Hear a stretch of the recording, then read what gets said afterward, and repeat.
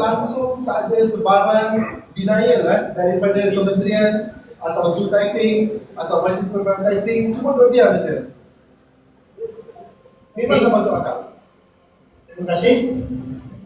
Untuk Manjari, soalan seterusnya adalah bagi kamu.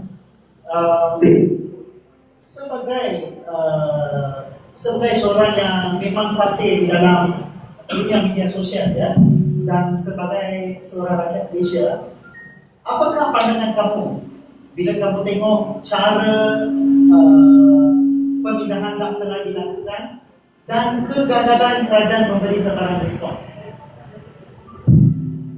Apakah pendapat kamu mengenai isu ini? Okay, first of all, Assalamualaikum, salam sejahtera and good evening to everyone. Saya ucapkan terima kasihlah untuk invited me as one of the panelists, and then straight to the point lah. Bila saya dapat melihat PDT terutama sekali tentang gajah, so ini saya tak ambil tahu.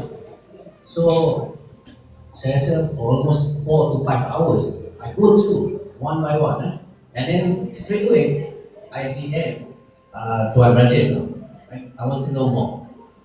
He share me a few things. So bagi saya really frustrated lah as a Malaysian, dan kalau lagi ini yang berlaku dalam negara kita tak tahu, mungkin banyak lagi binatang di kepala ini sudah diperdagangkan. Saya suka guna ayat itu.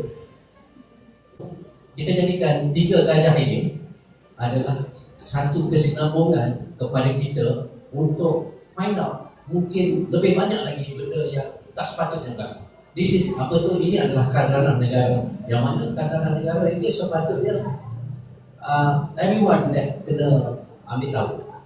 Jadi daripada situlah saya mula orang kata dapat info dan berserta bersama dengan tim pejuang pada DAP, dan I wish one fine day 3 gajah ini boleh dibawa balik. I hope of baik.